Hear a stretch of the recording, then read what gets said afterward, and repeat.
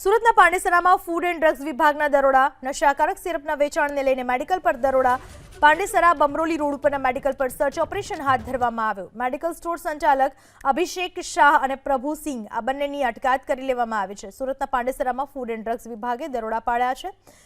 તાજેતરમાં જ સુરતમાંથી bogus doctor ઝડપાયા હતા।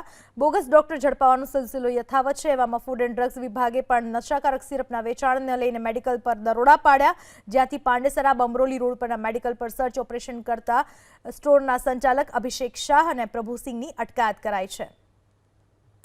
ગઈકાલે એસઓજીએ બે જગ્યાએ રેડ કરતા વરાછા વિસ્તારની અંદર ન્યૂ વિદ્યાલક્ષ્મી મેડિકલ સ્ટોર છે, ત્યાં ટોટલ 7,570નું કુલ 63 બોટલ કોલ્ડની પકડવામાં આવી છે। તે ઉપરાંત પાંડેસરા વિસ્તારની અંદર શિવ મેડિકલ સ્ટોરની અંદર ટોટલ કોનેક્સની 13 બોટલો એમ 5300 રૂપિયાનો મુદ્દામાલ એમ બંને કેસ ભેગા થઈને ટોટલ 12,870